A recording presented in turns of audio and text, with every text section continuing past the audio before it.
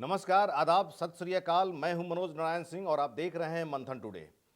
बिहार विधानसभा चुनाव 2025 का महादंगल समाप्त हो गया।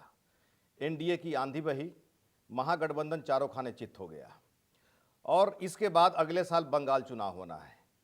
और जिस तरह से एनडीए ने यहाँ पर फार्मूला लागू किया है और सियासत के गलियारे में यहाँ पर चर्चा हो रही है कि अगले साल बंगाल में होने वाले विधानसभा चुनाव में एनडीए इसी फार्मूला को लागू करेगी और इसी पर हम लोग चर्चा करेंगे। चर्चा करने के लिए हम लोग के साथ में हैं समा अफरोज जी हैं।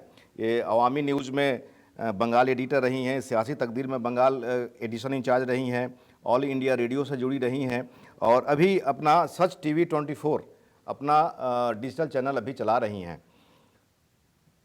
दूसरे में है प्रिय सिन्हा जी, आज जागरण तापमान में भी काम किए हुए हैं, अभी जो है फ्रीलांसर का काम कर रहे हैं। इसके बाद में राकेश रंजन जी भी जुड़े हुए हैं। राकेश जी जो है जनशक्ति में, इंडियन नेशन में, नवभारत टाइम्स, तापमान, हिंदुस्तान जागरण में काम करते हुए अभी स्वतंत्र पत्रकारिता कर रहे हैं।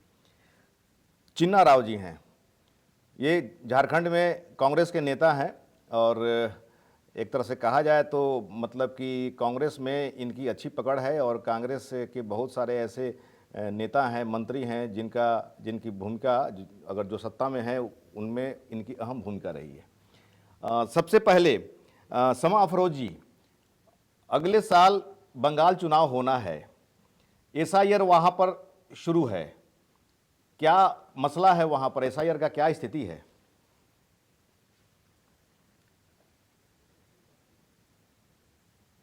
जी, बहुत बहुत शुक्रिया मनोज जी, मंथन टुडे में मुझे जोड़ने के लिए और अपनी बात रखने के लिए। बंगाल में एसआईआर को लेकर के जो बिहार में जो देखने को मिला था कि बिहार में जिस तरह से एसआईआर से हो रहा था, डर का माहौल नहीं था, मगर बंगाल में जैसे ही ये दस्तक देती है एसआईआर, यहाँ पे एक खौफ का माहौल तारी है और जहाँ पे 8 लोगों की मौत हो चुकी है। आप देखते होंगे सरकारी आंकड़े के मुताबिक अब तक 8 लोगों की मौत भी हो चुकी है। फिलहाल आपको बता दें कि एसआईआर को लेकर के जितने सारे फॉर्म थे वो तकरीबन डिस्ट्रीब्यूट हो चुका है और अगर बंगाल वोटर्स की बात करें तो तकरीबन 7 करोड़ 66 लाख 37,529 वोटर्स हैं पश्चिम बंगाल में। मगर अब तक जो है वो पश्चिम बंगाल की अगर बात करें तो 7,51,63,970 फॉर्म ऑलरेडी डिस्ट्रीब्यूट किया जा चुका है और अभी भी डिस्ट्रीब्यूट करने का सिलसिला भी जारी है। बहुत सारे काम भी हो रहा है एसआईआर पर, मगर जो डर का जो माहौल है वो अब तक बरकरार है। बार बार सरकारी तौर पर कहा जा रहा है कि आप डरे ना, आप ज्यादा पैनिक होने की जरूरत नहीं है। इसके बावजूद भी डर का माहौल जो है कहीं ना कहीं कायम है। जिस तरह से भाजपा को देखा जा रहा है कि खबरें तो ये आ रही है कि 2002 से का जो आपका 2002 का जो बंगाल का जो वोटर लिस्ट है उसी से मिलान किया जा रहा है और 32% ही जो वोटर लिस्ट में नाम है उसी का ही जो है माने उनका जो न्यू जनरेशन है माने संबंध जो है 32% ही जो है आ रहा है, बाकी नाम सब काटे जाने का जो है डर वहां पर है। हाँ, ये भाजपा की जानिब से मैं खुल करके मैं कहूंगी कि भाजपा की जानिब से डर पैदा किया जा रहा है कि रोहिंग्या है, बांग्लादेशी है, ऐसे लोगों का तकरीबन 1 करोड़ 20 लाख नाम काटे जाने का एक रूमर बनाया जा रहा है ताकि लोग ज्यादा से ज्यादा पैनिक हो और पैनिक होने के बाद कुछ वो सुसाइड कर रहे हैं, किसी की मौत खुद ब खुद हो रही है, कोई सुसाइड कर रहे हैं। तो ये पैनिक का माहौल भाजपा की जानिब से बनाया जा रहा है, बल्कि भाजपा के उन नफरती चिंतुओं की जानिब से बनाया जा रहा है ताकि बंगाल जो है वो बंगाल में 2026 को जो चुनाव होने जा रहा है, जिस तरह से बिहार में आपने देखा, बिहार के बाद बार बार कहा जा रहा है कि बंगाल को वो लोग टारगेट करेंगे, बट ऐसा नहीं है। एक पैनिक का माहौल भाजपा के नफरती चिंतु जो तैयार कर रहे हैं बंगाल में। देखिए हम लोग थोड़ा बात करते हैं राकेश जी, जिस तरह से अभी आप तो जो है बिहार बंगाल जब साथ में था उस समय से जो है आप पत्रकारिता कर रहे हैं, बिहार को बहुत अच्छी तरीके से जानते हैं और जिस तरह से बिहार में अब की बार एनडीए की लहर आई है, ये आश्चर्य करने वाली बात है। न कोई आंधी, न कोई तूफान, ना कोई लहर और फिर 2010 वाली स्थिति जो है आ गई। हालांकि 2010 में तो माना जाए तो सुशासन के नाम पर एक लहर चल रहा था, एक आंधी थी, 200 के पार हो गया था, लेकिन अब की बार जो है ना आंधी, ना तूफान, ना कोई लहर, फिर 200 के पार एनडीए कर गया। महागठबंधन का सुपड़ा साफ हो गया। इसको आप किस नज़रिए से देख रहे हैं? देखिए, बहुत बातें बहुत स्पष्ट है। हम लोग जब छोटे थे, बहुत बच्चे थे, तो एक कविता होती थी, वोट डालने चलो रे साथी, लोकतंत्र के बनो बराती, एक वोट से करो बदलाव, नेताजी के बदलो हाव भाव। तो ये कविता के मायने हैं। आप आज की तारीख में जो आप लहर की बात कर रहे हैं, तमाम चीजें हैं और जो भी कुछ बातें हुई है, क्या सकारात्मक है क्या नकारात्मक है, हम उस विवाद में नहीं जाना चाहते हैं, क्योंकि लोकतंत्र है और परिणाम आ गए हैं तो मानना ही पड़ेगा। तो नहीं मानने के अलावा आपके पास कोई उपाय भी नहीं है, जनता के पास भी नहीं है।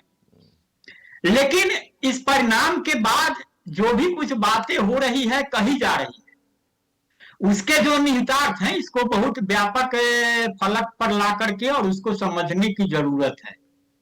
क्योंकि प्रधानमंत्री तक ने बातें बहुत आत्मविश्वास के साथ कही है।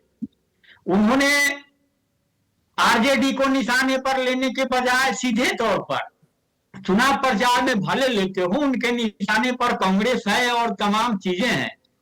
और अब कह रहे हैं, जब वो कहते हैं कि कांग्रेस मुस्लिम लीगी और माओवादी यानी एमएमसी बन गई और तमाम चीजें, जब वो उसमें वामपंथ को भी जोड़ते हैं और तमाम चीजें कहते हैं और कहते हैं कि बिहार की जनता ने अब तय कर दिया है, अब बंगाल की ओर बढ़ना है, बंगाल के बाद कुल मिला के अब क्या नैरेटिव देना चाहते हैं, बातें वहां होनी चाहिए। और बंगाल की जो धरती है, अगर बिहार को कहता है कि देश को दिशा देने वाली जमीन है और तमाम चीजें हैं, तो बिहार को अगर मान भी लिया जाए कि जिस तरीके से दिशा दी है, वो हम तमाम एसआईआर और तमाम राकेश जी थोड़ा सा ये चिन्ना राव जी का थोड़ा सा बयान ले लेते हैं। चिन्ना जी, मोदी का क्या बयान रहा, क्या उनका इम्पैक्ट रहा? अभी ये राकेश जी बता रहे थे, ये बताइए तो एसआईआर को लेकर के जिस तरह से राहुल ने और तेजस्वी ने जिस तरह से यहाँ पर बिहार में आकर के पटना की सड़कों पर लगातार जो है यात्रा उन्होंने किया, हंगामा किया, आंदोलन किया, कहीं कुछ उसका असर नहीं दिखा। निश्चित रूप से सर जी, मैं आपको बताना चाह रहा हूं, जिस तरह से राहुल जी और तेजस्वी जी बिहार में घुमा, एसआईआर को लेकर अपनी बात को रखा, और बिहार की जनता मालिक होती है। हमने अपनी बात रखा, अपनी योजना रखने, अपने जो भी धरातल में हमने योजना लाने का प्रयास किया, उसको अपने हम लोगों ने रखा। मगर बिहार की जनता ने जो जनादेश दिया, उसको हम लोग स्वीकार करते हैं। कहीं ना कहीं बिहार की जनता को हम लोग पर अपनी बातों में प्रभावित नहीं कर सके कि बिहार की जनता को हम लोग अपनी बातों को समझा नहीं पाए। इससे कहीं ना कहीं बिहार की जनता ने जो जनादेश दिया, उसको हम लोग स्वीकार करते हैं। देखिए, दूसरी बात यह है कि जिस तरह से राहुल गांधी या तेजस्वी यादव ने यहाँ पर अपना मुहिम चलाया, क्या आप मानते हैं कि जो सीएम कैंडिडेट है उसकी घोषणा करने में राहुल गांधी ने लेट कर दिया, या फिर अनाउंसमेंट करना ही नहीं चाहिए था? देखिए, निश्चित रूप से सीएम कैंडिडेट में थोड़ी देर हुई है, हम लोग इसको स्वीकार करते हैं। और गठबंधन की बात है, जहां पूरे पार्टी राष्ट्रीय स्तर पे ये फैसला लेती है कि किसको सीएम कैंडिडेट बनाया जाए, नहीं बनाया जाए, क्योंकि हम लोग निश्चित रूप से इसको हम लोग स्वीकार करते हैं कि बहुत लेट हो चुकी थी। प्रियेश सर से थोड़ा सा ले लेते हैं। प्रियेश जी, ये जो सीएम कैंडिडेट की जो घोषणा जो हुई, बहुत बाद में हुई, शुरू से जो है बहुत अटकलें लग रही थी, पशुपेश में महागठबंधन खुद थी, अपने अंतर्द्वंद से जो है जूझ रही थी, क्या इसका इफेक्ट भी माना जा सकता है? अगर मेरा इसके विपरीत मानना है थोड़ा सा, इसलिए कि जो बिहार की जनता है, खास करके जिसकी उम्र 40 से ऊपर है, वह कभी भी लालू राज को वापस देखना नहीं चाहेगी। अगर तेजस्वी के बदले या राजद के बदले अगर कांग्रेस को आगे करके चुनाव होता, तो शायद कुछ बेहतर स्थिति होती। जीना जी, ये बहुत बड़ी बात है। कांग्रेस अगर फ्रंट में खेलता तो बिहार की स्थिति कुछ और रहती, लेकिन कांग्रेस तो आपका बिहार में फॉलोअर है, पिछलग्गू है। देखिए, निश्चित रूप से हम बिहार में कमजोर है, इसको हम लोग स्वीकार करते हैं। और बिहार की जनता ने जो जनादेश दिया, रखिए। हेलो, निश्चित रूप से कहीं ना कहीं हम लोग में कमजोरीपन था और कहीं ना कहीं हम लोग का आपसी मतभेद भी थी। गठबंधन के साथ कुछ वैचारिक मतभेद भी चल रहा था और आने वाले लोकसभा में हम बिहार में बहुत अच्छा करने जा रहे हैं। तो आप ये लोग एक सभा का और एक सीट भी है हम लोग। आप लोग जो है अपने निश्चित रूप से इंडिपेंडेंट क्यों नहीं लड़ रहे हैं? आप लोगों का जमीन देखिए, क्या बिहार में? नहीं, देखिए, जमीन जिस तरह से हमने चुनाव लड़ा और आप लोग भी देखे होंगे, जिस तरह से हम लोग का प्रचार प्रसार, जिस तरह से हम लोग की रैलियां में भीड़ थी, कहीं ना कहीं कुछ हम लोग से चूक हुई है, इसको हम लोग स्वीकार करते हैं। बंगाल में वेस्ट बंगाल कांग्रेस कमेटी ने सुप्रीम कोर्ट में एसआईआर के खिलाफ में याचिका दायर किया है। जी। सिर्फ याचिका दायर करने से हो जाएगा कि और नहीं, बंगाल में बिल्कुल वहां के जो प्रभारी है, हमारे राष्ट्रीय नेतृत्व को इस बात को अवगत है और राष्ट्रीय नेतृत्व के द्वारा कुछ ना कुछ वहां पे हम लोग करने जा रहे हैं। समझी, जो जिस तरह से बंगाल वालों ने, बंगाल कांग्रेस कमेटी ने सुप्रीम कोर्ट में याचिका दायर किया, क्या वो लोग जो है वहां पर अभी मौजूदा समय में क्या करने की प्लानिंग कर रहे हैं? उसका क्या रिजल्ट होगा? ये भी देखिए, याचिका दायर करना, रैली निकालना या फिर 10 लोगों को इकट्ठा करने का काम ही अभी फिलहाल के लिए कांग्रेस कर रही है। बंगाल में कांग्रेस की स्थिति ये है कि बंगाल में कांग्रेस किसी भी हाल में अभी भी मजबूत स्तर पर अभी कहीं भी खड़ी नहीं नजर आ रही है। हकीकत यही है। चाहे ये कांग्रेस चाहे जितना चिल्ला ले, या फिर आप दिल्ली की बात करें तो राहुल गांधी चाहे जितना भी यात्रा, बंगाल में जो कांग्रेस की जो स्थिति है ना, वो अभी 0 सन्नाटा है। ये कहीं पर भी ये 10 लोग, 20 लोग या 50 लोगों की भीड़ या 100 लोगों का मजमा जमाला इकट्ठा कर सकते हैं या फिर रैलियां निकाल सकते हैं या फिर याचिका दायर कर रहे हैं। रिजल्ट कुछ भी नहीं है। पब्लिक जमीनी स्तर की अगर बात करें तो कांग्रेस कहीं भी नजर नहीं आ रही है, ठीक सीपीआईएम की तरह। कृष्णा जी, जिस तरह से यहाँ पर अगर देखा जाए कि कांग्रेस और महागठबंधन में कांग्रेस की जो भागीदारी रही है तेजस्वी के साथ में बिहार में, तो ये क्या जो है इसका इम्पैक्ट जो है वहाँ बंगाल के चुनाव में इसका क्या असर पड़ेगा? जो महागठबंधन की यहाँ पर स्थिति हुई है बिहार में, इसका इम्पैक्ट बगल में बंगाल में क्या पड़ेगा? क्योंकि ममता दीदी का तो जो है लालू यादव परिवार से बहुत अच्छा संबंध रहा है, बहुत है भी। देखिए, बिहार को कहा जाता है कि बिहार राजनीति की दिशा देती है और मुझे लगता है बंगाल चुनाव से पहले जो प्रधानमंत्री मोदी से लेकर और पूरे एनडीए ने वो इसी नैरेटिव को बनाया कि बिहार से बंगाल को संदेश दिया जाए और वो खास करके जो सटे हुए इलाके हैं बंगाल के बिहार से, उन इलाकों में बिहार का असर पड़ता ही पड़ता है, इसमें कहीं कोई दो राय नहीं है। अब रह गई बात कि अब यहाँ के गठबंधन, चूंकि इन लोग महागठबंधन जो है ये तो नेशनल स्तर पर फेल हो चुका है। ममता बनर्जी कांग्रेस को मानते ही नहीं है, उसके चक्कर में अधीर रंजन चौधरी बेचारे साइड हो गए। तो कांग्रेस कितनी मजबूती से वहां लड़ेगी या ममता के साथ उनका कितना तालमेल होगा?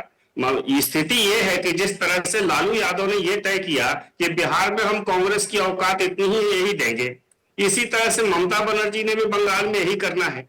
तो बंगाल में इसका असर तो होगा, लेकिन जिस तरह की तैयारी ये बीजेपी जैसे कर रही है उसको लगता है अविश्वास भी बढ़ा है बिहार के चुनाव में, जिस तरह की सफलता मिली है। देखिए, ये मध्य प्रदेश में, उसके बाद में महाराष्ट्र में, उसके बाद में दिल्ली में, ये जो बीजेपी का जो मैनिफेस्टो जो आ रहा है, महिलाओं को टारगेट बनाना, महिला वोट बैंक को टारगेट बनाना, यहाँ पर जो है 10,000 रुपया दे दिया गया जीविका दीदियों को। पहली बात, चुनाव के पहले 75 लाख एक बार दिया गया, 25 लाख एक बार दिया गया, आचार संहिता जो है उसमें अब लागू हो गया, एक बार और जो है पैसा दिया गया। महागठबंधन के लोगों ने चिल्लाना शुरू कर दिया कि पैसा से वोट खरीदा जा रहा है, आचार संहिता का उल्लंघन हो रहा है। एनडीए ने उसको भी भुना लिया और ग्रामीण क्षेत्र में जमीन में जा करके कार्यकर्ताओं ने यह हल्ला शुरू कर दिया कि तेजस्वी यादव महागठबंधन कांग्रेस के लोगों ने हल्ला करना शुरू कर दिया, इसलिए बाकी लोगों को पैसा नहीं गया, अब सरकार बनेगी तो पैसा आएगा। अब इसका भी माइलेज जो है उठा लिया एनडीए। यहाँ पर देखिए तो एनडीए के कुछ कार्यकर्ताओं से हमारी बात हुई, बीजेपी वाले से या फिर जेडीयू वाले से, सभी के सभी जो है सरप्राइज्ड हैं कि ऐसा कैसे हो गया, ये अनएक्सपेक्टेड जो है हो गया। तो अब एनडीए जो ये फॉर्मूला गाहे बगाहे चाहे जैसे भी हो, जिस परिस्थिति में हो, एनडीए की जब लहर जब उठी, इतना जो है बहुमत मिला, तो ये जो है अगले साल बंगाल में यही फॉर्मूला अपनाएगी। और एक तो देखिए क्या है कि बीजेपी ने महिलाओं को टारगेट बहुत पहले से कर दिया था। छत्तीसगढ़ विधानसभा में चुनाव हुए तो यहाँ महतारी बंधन योजना शुरू की गई और ये प्रेरणा ली गई थी मध्य प्रदेश के लाडली बहना योजना से। बाद में महाराष्ट्र में भी इसको लागू किया और बाकी दूसरे राज्यों में भी लागू किया। तो वो मध्य दिल्ली में बीजेपी थी, तो वहां पर यहाँ पर देखिए कि एमपी में हो चाहे छत्तीसगढ़ में, यहाँ पर महाराष्ट्र में हो, यहाँ पर रूलिंग पार्टी में थी। लेकिन दिल्ली में अगर देखा जाए, चूंकि दिल्ली वाली स्थिति बंगाल में हो सकती है, दिल्ली में जो है विपक्ष में बीजेपी थी, उसने जो है 2500 महीना का ऑफर कर दिया, अनाउंसमेंट कर दिया, लेकिन समय के पहले किया। तो वैसी स्थिति में बीजेपी की क्या स्थिति हुई दिल्ली में, सबने देखा, उसकी सरकार बनी। तो यही फॉर्मूला जो है हो सकता है बंगाल में, चूंकि विपक्ष में है बीजेपी, तो वो जो है अपना ये जो है स्कीम इसमें लाए। आप जिस तरह से कह रहे हैं कि बंगाल से बिहार का असर बंगाल से पड़ेगा, तो ये और बात रही है कि बिहार की धरती एक अलग धरती रही है, सियासत को जन्म देती है, मगर बंगाल की धरती भी इनकलाबी सरगर्मी है, ये आप जानते होंगे। और रही बात वहाँ की स्कीम्स और जो 10,000 योजना की, तो आपको बता दें कि पश्चिम बंगाल सरकार जो यहाँ पे ममता बनर्जी की जो सरकार है, तकरीबन 96 स्कीम्स ऐसी स्कीम्स है जो पब्लिक से जुड़ी हुई है, जो जमीनी स्तर और न सिर्फ माइनॉरिटी बल्कि दलित और आदिवासी तमाम लोगों के लिए होती है। तो यहाँ की स्कीम्स खास तौर से ममता गवर्नमेंट की जो स्कीम है 96 स्कीम तकरीबन, वो तमाम स्कीम जो है वो सबसे ज्यादा लाभदायक हो रहा है। और यही वजह है कि कई एक स्कीम पर ममता गवर्नमेंट को ऑलरेडी अवार्ड भी मिल चुका है। बंगाल को आपने देखा होगा।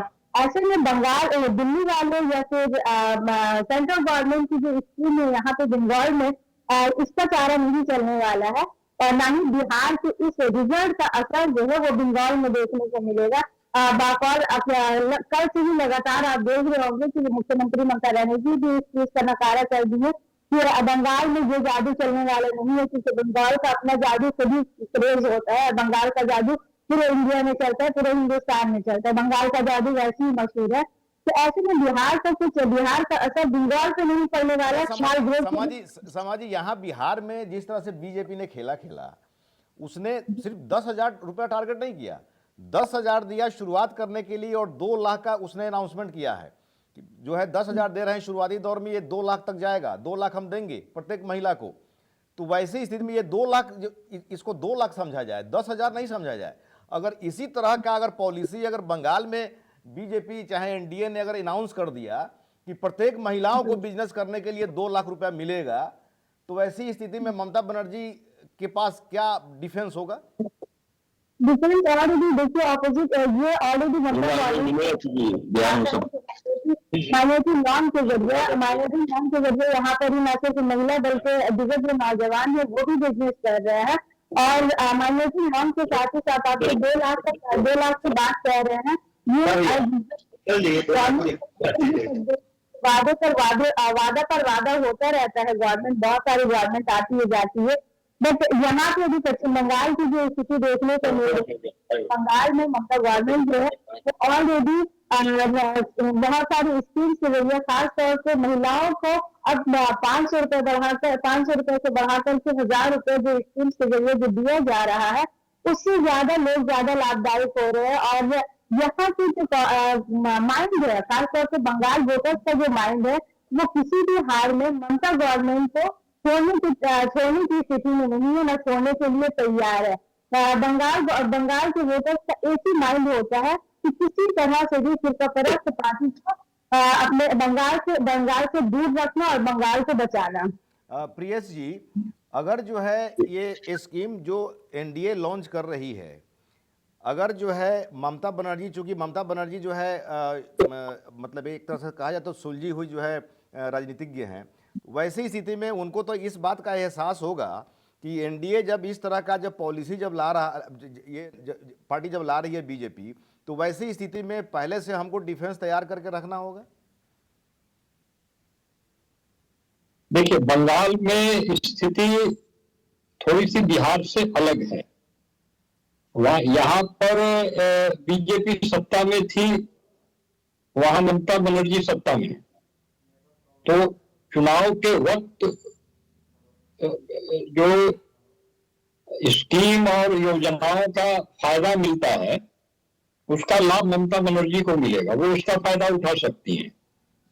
बंगाल में हमको नहीं लगता है कि बिहार पैटर्न पे जो है वहां पे बीजेपी चुनाव लड़ेगी। वहां उसका मुद्दा जो है वो प्रदर्शित होगा। अच्छा, कोशिश की चीना राव जी, यहाँ पर जिस तरह आप लोगों का माई समीकरण चल रहा है, MY समीकरण, मुस्लिम यादव समीकरण, लेकिन तेजस्वी यादव ने या कांग्रेस ने डिप्टी सीएम जो है किसी मुस्लिम प्रत्याशी को नहीं बनाया।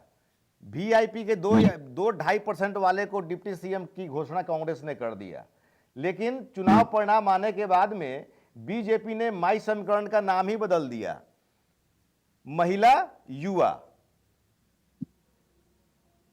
तो आप लोगों का मुद्दा तो हाईजैक हो गया। ऐसा बात नहीं है सर, ऐसा बात नहीं है। माई समीकरण बने रहेगा और निश्चित रूप से हम लोग को वोट भी मिला है।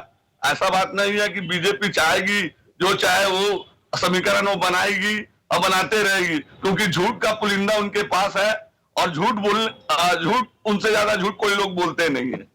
अब देखें 2 लाख रुपया अब कितने लोगों को मिलता है, ये भी आने वाला समय हम लोग देखेंगे। ये 2 लाख रुपया की बात रखी है, वो भी देखेंगे कि आने वाला समय में कितने लोगों को मिल रहा है। कृष्णा जी, जिस तरह से कहा जाए कि अगर माई समीकरण जो यहाँ पर काम कर रहा था, मतलब कि लालू जी ने अपना तैयार किया था MY समीकरण, और इस समीकरण में ओवैसी का पिछला बार 2020 में 5 विधायक जीते थे।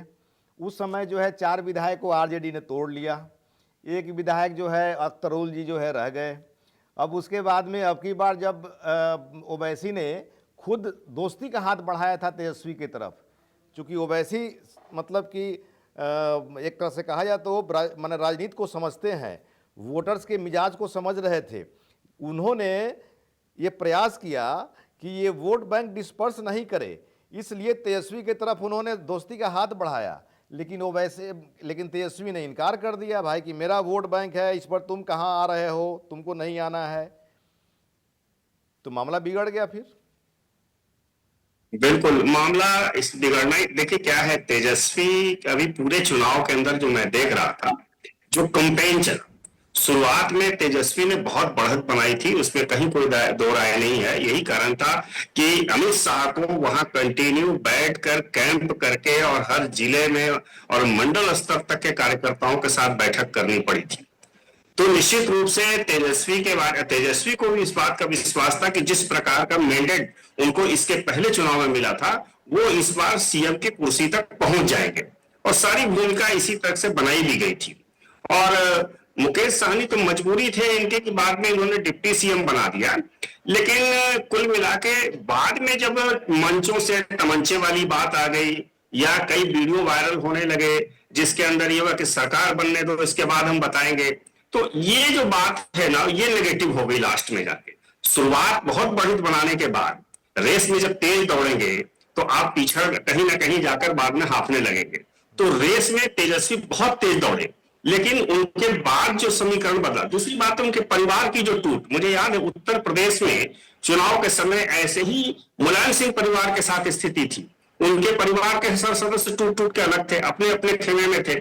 यही स्थिति लालू परिवार के साथ थी। तो इसका 2 नुकसान हुआ, एक तो उनके परिवार के अंदर टूट का नुकसान हुआ, दूसरी बात है कि जो बिहार में जो जंगल राज जो परसेप्शन, अपने देश में तो सिंपैथी वोट खूब मिलता है। हाँ, तो सिंपैथी वोट मिलता है, लेकिन सिंपैथी वोट के लिए भी तो माहौल चाहिए ना। हाँ। जब परिवार में टूट है, आपके यहाँ जब परिवार में टूट है, रोहिणी आचार्य का अलग स्टेटमेंट है, निशा भारती का अलग स्टेटमेंट है, तेज प्रताप अलग झंडा लेकर चल रहे हैं, तेजस्वी यादव जो है वो तेज प्रताप को लगा नहीं रहे हैं, लालू यादव मौन है, राबड़ी देवी तेज प्रताप के साथ है। इस तरह का जो माहौल बना कि जिसमें परिवार में इतना विखंडन है, तो वो कैसे संभालेगा। पिछली बार ओवैसी को जो वोट मिले थे उसके पीछे कारण था कि ये लोग नकली टोपी वाले थे, असली टोपी वाले आए तो असली टोपी वाले को वोट मिल गया।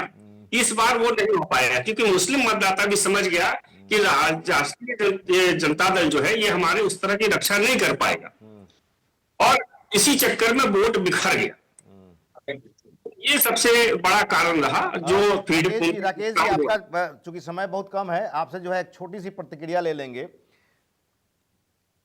थोड़ा सा हमें बताइएगा, क्या बिहार चुनाव का इम्पैक्ट प्रभाव बंगाल में पड़ेगा? देखिए, बात बहुत सीधी है।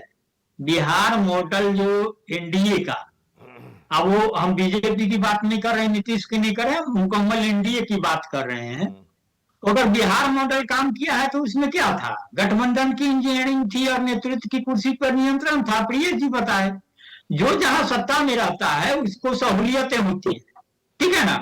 ठीक है। आप झारखंड में समा जी, क्या ममता बनर्जी पूरी तरह तैयार हैं एनडीए की लहर को रोकने के लिए? नहीं, तो बाकाल ममता बनर्जी जी का कल बयान भी आया था, और अक्सर आप कल देखे होंगे कि कुणाल घोष जी लगातार कह रहे हैं, अभिषेक बनर्जी कह रहे हैं कि बीजेपी की लहर को या फिर गठबंधन बिहार की ये जो लहर है वो ये मॉडल बंगाल में नहीं चलने वाला है, क्योंकि बंगाल की वोटर्स का मिजाज, बंगाल चाहती है धर्म की राजनीति का एक्सेप्ट कभी भी नहीं की है बंगाल। चलिए ठीक है, आप सभी अतिथियों का जुड़ने के लिए बहुत बहुत धन्यवाद। हम लोग फिर मिलते हैं। तो इस तरह से हमारे जो भी अतिथि हैं, ये इन लोगों का कहना साफ तौर पे है कि बिहार का जो इलेक्शन इफेक्ट है वो बंगाल में पड़ने वाला नहीं है। हालांकि जो लहर जो है बिहार से चल रही है, जाहिर सी बात है कि वहाँ पर चुनाव के पहले वहाँ की जो सरकार है उनका गुणागणित भी इसमें होगा। और जिस तरह से बिहार में जो एनडीए की लहर आई है, महागठबंधन चारों खाने चित हो गए हैं, तो इसका जो है खामियाजा भुगतने के लिए कहीं ना कहीं जो है महागठबंधन खुद है। बहुत बहुत शुक्रिया। मनोज नारायण सिंह को दीजिए इजाजत। नमस्कार जी, नमस्कार।